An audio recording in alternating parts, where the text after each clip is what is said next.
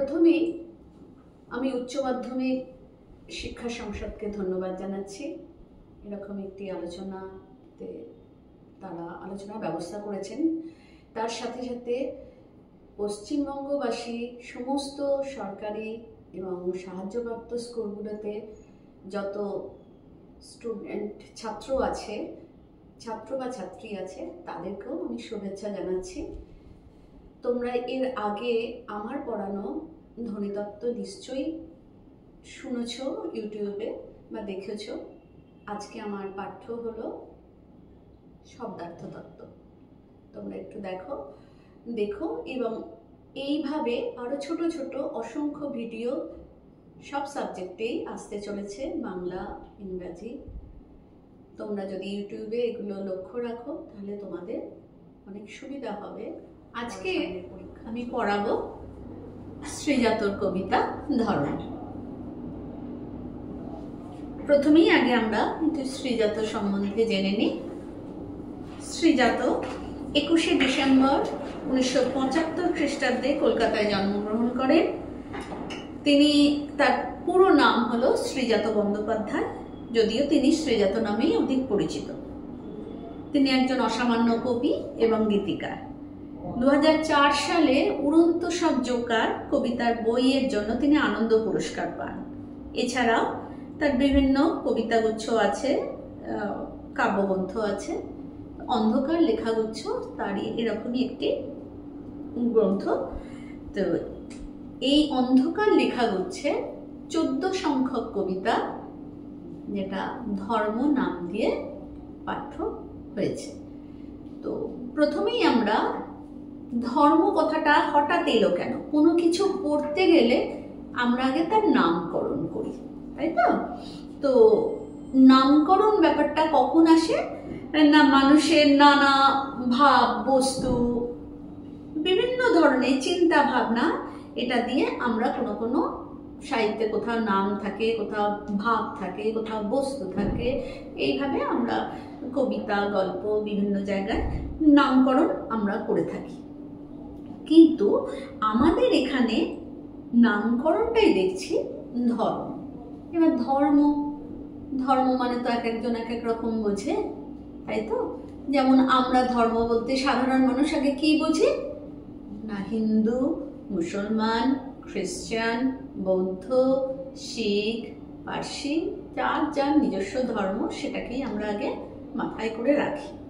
কিন্তু আমাদের আলোচনা বা কবি শ্রীজাত ঠিক এই ধর্ম নিয়ে কখনোই তিনি বলতে চাননি।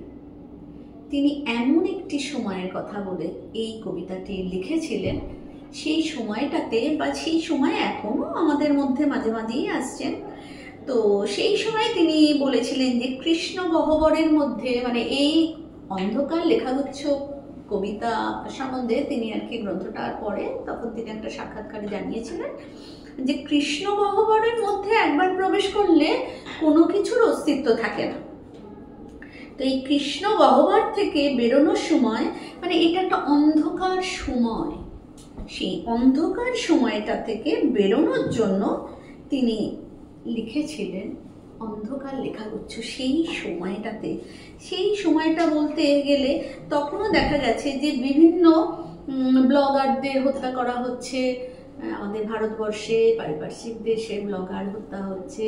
যদি কেউ একটু অন্যরকম কিছু বলছে বা কাজ করছে, তখন ব্যাপারটা হয়ে যাচ্ছে, তখন ওই স্বাধীন কণ্ঠকে রুখে দাও। স্বাধীন কণ্ঠকে রোখার জন্য একমাত্র কি না, সরাসরি মৃত্যু। স্বাধীন কণ্ঠকে রোখার জন্য একটা মাত্রই জিনিস হাতিয়ার হয়ে যাচ্ছে, সেটা হচ্ছে সরাসরি মৃত্যু। আর যখন এই মৃত্যুটা হচ্ছে, সেই খবরটা আমাদের 2-4 দিন থাকছে, সেই শব্দে নিয়ে 2-4 দিন আলোচনা হচ্ছে, তারপরে আবার আরেকটা এরকম ধরনের ঘটনা এসে যাচ্ছে। মানে অন্ধকার কাটতেই যাচ্ছে না। তো এই কাটতেই চাইছে না যে অন্ধকার, সেই সময়টাতে দাঁড়িয়ে কবি শ্রীজাত এই অন্ধকার লেখাগুচ্ছ লিখেছিলেন এবং ধর্ম নিয়েও তিনি এইটা বলতে চেয়েছেন। তিনি যেটা বলতে চেয়েছেন আমরা সেটা নিয়ে আমরা এখনো বলবো। যেমন হলো মানুষের, আমরা কি গো, এই যে আমি বললাম যে ধর্ম বলতে আমরা যেটা বোঝাই, কিন্তু একটা ব্যাপার আমরা দেখি যে আমরা এই কবিতাটা পড়তে গিয়ে দেখব যে এখানে কবি যেটা বলছেন, প্রকৃত ধর্ম কিন্তু মানুষের নিজস্ব কর্মের এক শাশ্বত সাধন। কর্ম দিয়ে আমরা ধর্মকে বুঝি। আমরা রোজকার জীবনে কোন দেবতাকে বা কাকে আমরা উপাসক হিসেবে দেখছি সেটা বড় কথা নয়। বড় কথাটা হলো আমি কি কর্ম করছি, সেই কর্মের মধ্য দিয়ে আমরা এখানে আসছি, এই ধর্ম কবিতাটার মধ্যে ঢুকবো। কে কিভাবে আমরা আসছি, যেমন কবি, কৃষক, চিকিৎসক, প্রত্যেকের তার একটা নিজস্ব ধর্ম আছে। কবির কাজ কি? কবিতা লেখা, সমাজকে সচেতন করা। চিকিৎসকের কাজ হলো চিকিৎসা করা। এগুলোই তো তাদের ধর্ম। আমরা ধর্ম বলতে এটাই বুঝে থাকি। তো এই কর্মের কাছে সমাজের যে পালনীয় আচার সেগুলো কিন্তু কখনো প্রাধান্য পায় না। যিনি কর্ম করছেন তার কাছে এই সমাজের যে পালনীয় আচারগুলো সেগুলো কি প্রতিষ্ঠা পায়? সেগুলো প্রতিষ্ঠা পায় না। তো সেই ব্যাপারটা নিয়ে আমরা এখন এর মধ্যে আসি। আব্দুল করিম খাঁর ধর্ম ছিল গান। আইনস্টাইনের ধর্ম দিগন্ত পেরোনো। কবিরের ধর্ম ছিল সত্যের বয়ান। বাতাসের ধর্ম না থামা কখন। আব্দুল করিম খাঁ কে ছিলেন? আব্দুল করিম খাঁ ছিলেন বিখ্যাত হিন্দুস্তানি শাস্ত্রীয় সঙ্গীত শিল্পী। তিনি কিরানা ঘরানার স্থপতি। তো ঘরানা বলতে গেলে এখানে কিন্তু আমাদের সব ছোট ছোট কোয়েশ্চেন আসবে। সেই কোয়েশ্চেনগুলো আমাদের মাথায় রাখতে হবে। আমাদের ভারতবর্ষে বিভিন্ন ঘরানার চল আছে। ঘরানা বলতে কি বলি, কি বোঝায়?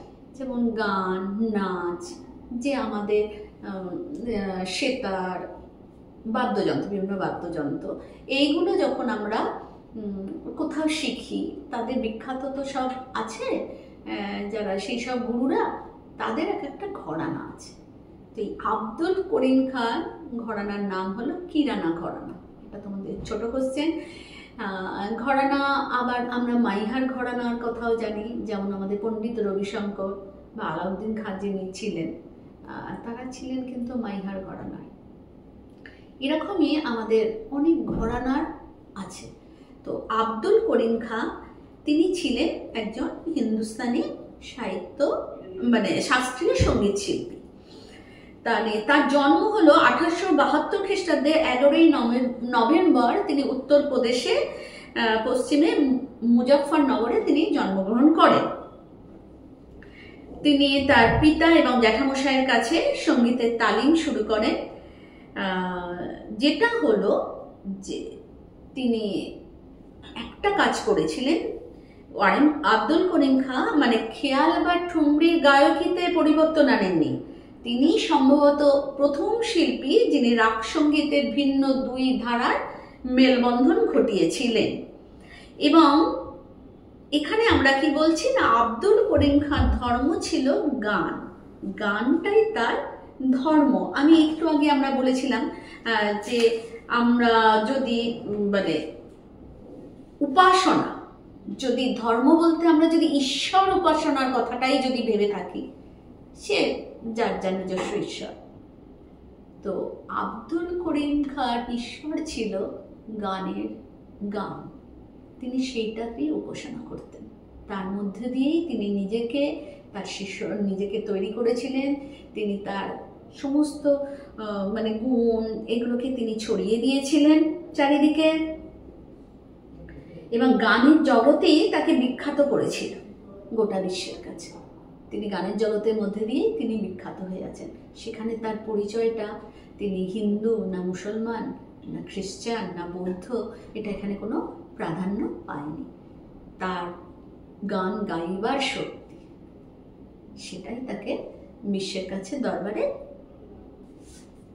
বিশ্বের দরবারে তিনি এইভাবেই আর কি বিশিষ্ট হয়ে উঠেছে। এবার হলো আইনস্টাইনের ধর্ম দিগন্ত পেরোনো। আইনস্টাইন, তোমরা ছোট থেকেই আইনস্টাইনের কথা শুনেছ। আইনস্টাইন কোথাকার ছিলেন না, জার্মানি। জার্মানি ছিলেন একজন বিজ্ঞানী। আমরা বোস আইনস্টাইন থিওরি পড়েছি, সত্যেন্দ্রনাথ বোস আইনস্টাইনের থিওরি E=mc², যেটা হলো আবিষ্কার করেছিলেন তিনি। জার্মানির উটেনবার্গে উলমে তিনি জন্মগ্রহণ করেছিলেন এবং আইনস্টাইন পদার্থবিজ্ঞানের বিভিন্ন ক্ষেত্রে যে গবেষণা করেছিলেন তাই দিয়েই তিনি বিখ্যাত। তার কোয়ান্টাম তত্ত্ব, তার বলবিজ্ঞান তত্ত্ব, এগুলো দিয়েই তিনি বিজ্ঞানকে অনেক দূর এগিয়ে নিয়ে গিয়েছিলেন এবং তার এই বিজ্ঞানে এগিয়ে নিয়ে যাওয়ার জন্যই আমরা আধুনিকতার দিকে আরো এগিয়ে যাচ্ছি। বিজ্ঞানকে তিনি অনেকভাবে সাহায্য করেছিলেন, বিজ্ঞানকে এগিয়ে নিয়ে যেতে চেয়েছিলেন, সেটাই তার ধর্ম ছিল, মানে তার দিগন্ত প্রেরণ। মানে তিনি শুধু তো আজকে আমরা যে বিভিন্ন জায়গায় মহাকাশে যেগুলো যাচ্ছি সেগুলো তো আমাদের বিজ্ঞানের অনেক গবেষণার ফলে এগুলো সম্ভব হয়েছে। আইনস্টাইনও বিজ্ঞানকে ওই জায়গায় নিয়ে গিয়েছিলেন। তিনি কিন্তু জাতি ইহুদি না জার্মানি না তিনি খ্রিস্টান সেটা কিন্তু প্রাধান্য পায়নি। কবিরের ধর্ম ছিল সত্যের বয়ান। কবির কে ছিলেন না, তিনি একজন সন্ত, তাকে বলা হতো সন্ত, মানে প্রাচীন ভারতের একজন সন্ত কবি। তিনিও সেই সময় হিন্দু মুসলিম সম্প্রীতির কথা বলেছিলেন।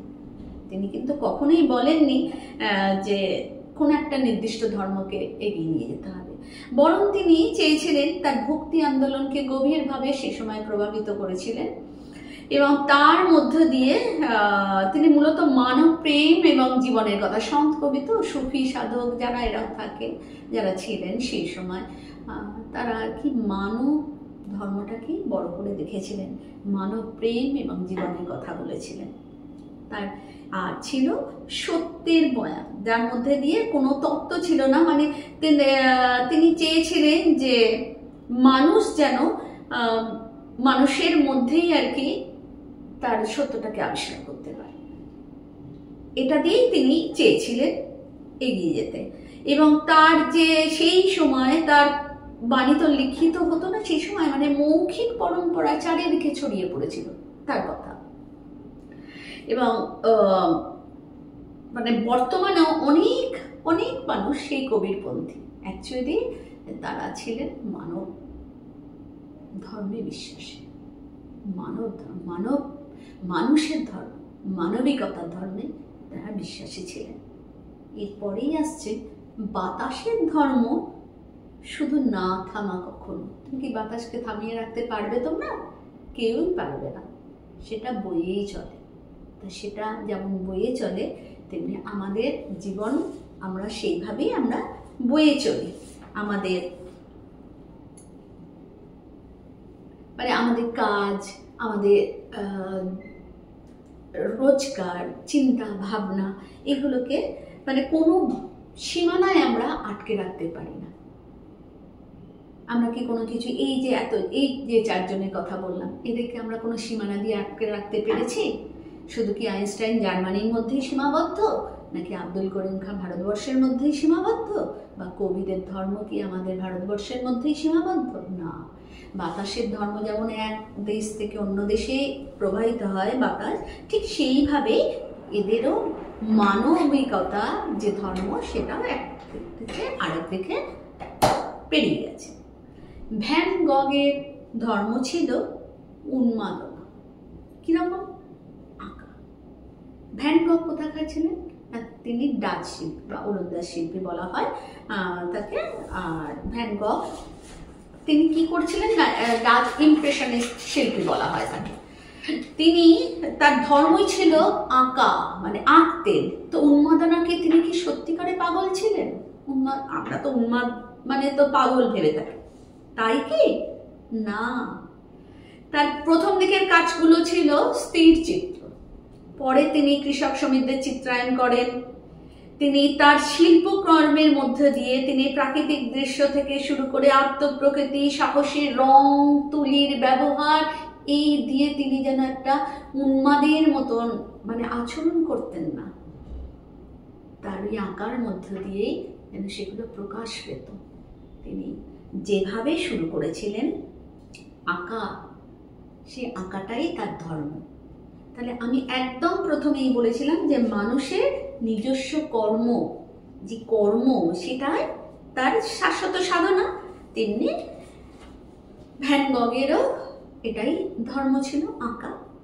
এরপর হলো গার্সিয়া লোরকার ধর্ম কবিতার জিত। গার্সিয়া লোরকা স্পেনের একজন কবি, বিখ্যাত কবি। লোরকা তাকে মেরে দিয়েছিলেন, তিনি ছিলেন কবি, নাট্যকার, এবং 1936 খ্রিস্টাব্দের 19শে আগস্ট স্প্যানিশ গৃহযুদ্ধের আবহে তাকে জাতীয়তাবাদী বাহিনী লোরকাকে হত্যা করেছে। কিন্তু লোরকার কবিতা কি থেমে গেল? সারা পৃথিবীতে ছড়িয়ে পড়েছে তার মানব ধর্মের কথা। লোরকার কবিতা মানুষ নিজেকে মুক্তি খুঁজে পায়। তার সেই লোরকার ধর্ম যেটা, সেটা কবিতার জিত, সেই কবিতা দিয়েই তিনি জিতে গেছেন। লেনিনের ধর্ম ছিল নতুন পতাকা। নতুন পতাকা মানে নতুন দিন, নব্য চেতনা, অভিনব আদর্শ। লেনিন ছিলেন বিখ্যাত রুশ বিপ্লবী। তার পুরো নাম ছিল ভ্লাদিমির ইলিচ উলিয়ান ওরফে লেনিন। তিনি বলশেভিকদের মহান অক্টোবর বিপ্লব, বলশেভিকদের নেতা, সাবেক সোভিয়েত ইউনিয়নের সর্বাধিনায়ক ছিলেন। তাহলে কি বলছেন না, লেনিনের ধর্ম ছিল নতুন পতাকা। কি করেছিলেন তিনি? না, তিনি তার যে মানুষকে যে মুক্তি, বিশ্বের বহু মানুষকে যে মুক্তি, তাদের বিপ্লব, যে জার রাজত্ব ছিল, সেই রাজত্ব থেকে, সেই জারেদের অত্যাচার থেকে তিনি বাঁচিয়েছিলেন। কাদের?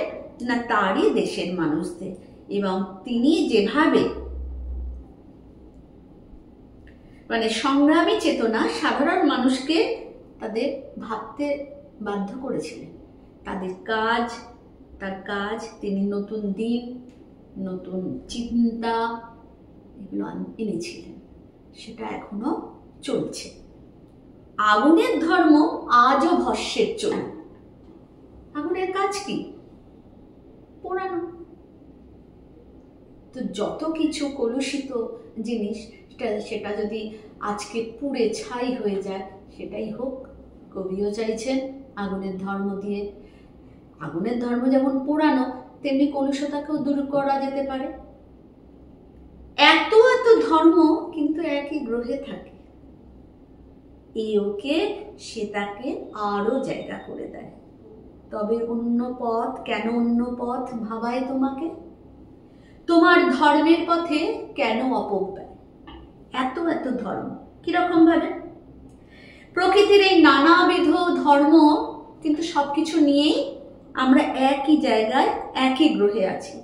কেউ কারোর প্রতি কিন্তু অসহিষ্ণু নয়। সবাই একে ছেড়ে দেয়, ওকে ছেড়ে দেয়। কারণ মানুষের কাজ নিয়েই আমাদের এগিয়ে যেতে হয়। সাধারণ মানুষের কাছে মানবতার এক নতুন দিগন্ত কবি উন্মোচন করেছেন। বলছেন, তবে কেন অন্য পথ ভাবায় তোমাকে? মনুষ্য ধর্ম, মানবিক চেতনা, সেটাকে ছেড়ে কেন আমরা এই একে অপরের ধর্মের নাম দিয়ে কেন হত্যা, কেন লড়াই, কেন মারামারি, কেন বিভাজন? আমাদের রক্তে তো কোথাও লেখা নেই, রক্তের রং আমাদের সবাইকারই রং। তাই ধর্ম সেখানে কিন্তু শুধুমাত্র তোমার কাজের মধ্য দিয়েই আসবে। তাই কবি বলছেন, তোমার ধর্মের পথে কেন অপব্যয়? কেন তুমি এটা খারাপ কাজের মধ্যে লিপ্ত হয়ে যাচ্ছ? তুমি দুজন মানুষকে সাহায্য করো, তোমার মানসিকতা চেঞ্জ করো। যে তোমাকে শিখিয়েছে দখলের কথা, যেন সে ধর্মই নয়, প্রাতিষ্ঠানিকতা।